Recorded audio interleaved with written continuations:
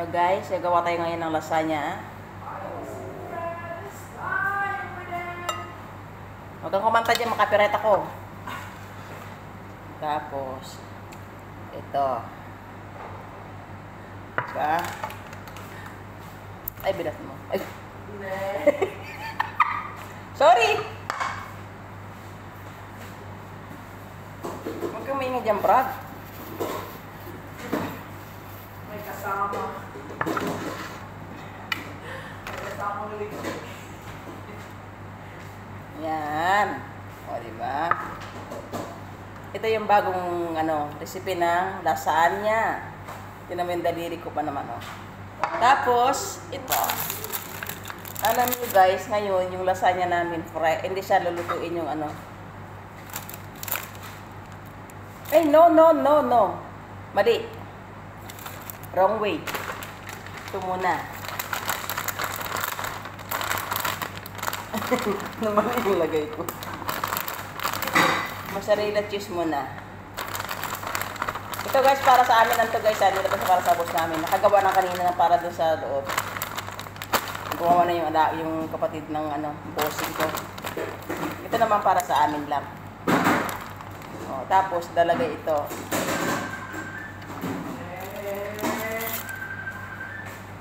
Yan.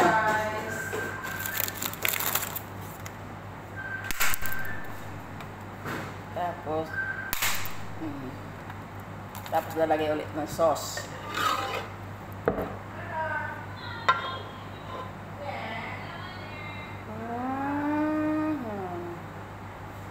Diba guys? Ang ganda ng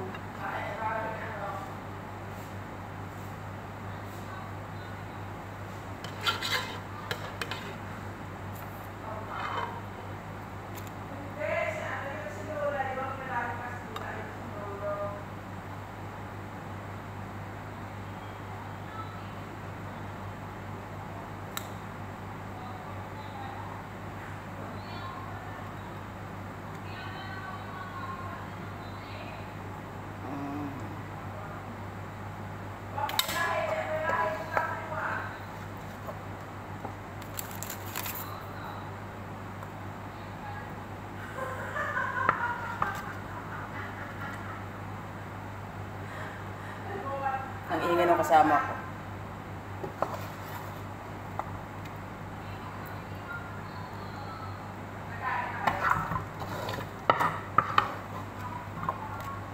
Giniling po ng karne to Ginisa na, ginagyan ng kamatis, tapos yung pasta sauce. O, diba?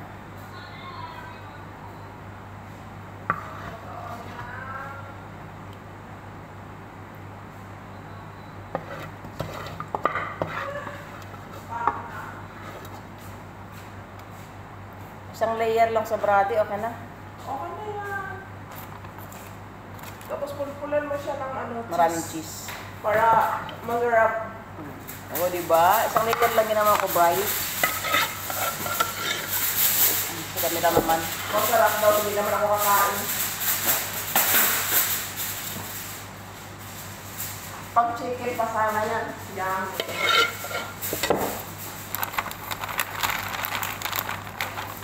Damihan ko siya ng cheese at tatapingan ko sa olive sauce. Mozzarella cheese.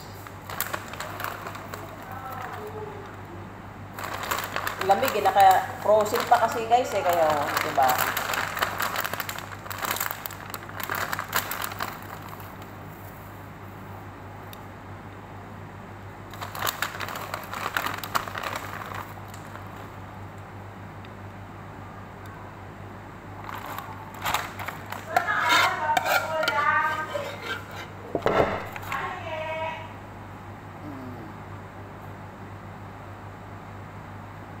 Dahil narap yung sauce niya.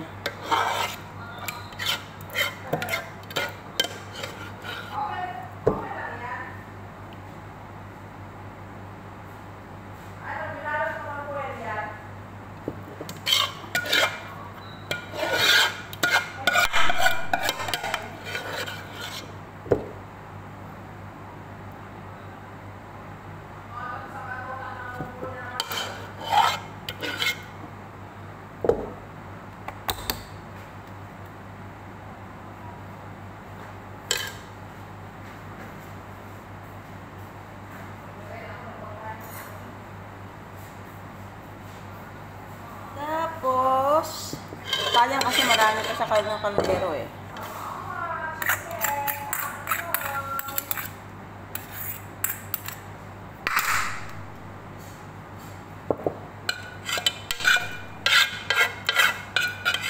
Masarap kasi ang sauce nito, ano talaga sa purong sauce ng pang pasta. Tapos krema.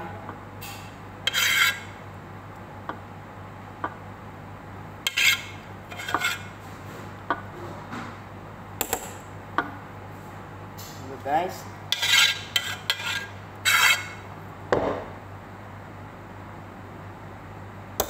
Tapos, lagyan ulit ng cheese. Mozzarella cheese sa taas niya. Tapos, lalagay sa oven. Ang lamig ng kamay ko, frozen kasi. Oh, diba guys? Ang sarap niyan.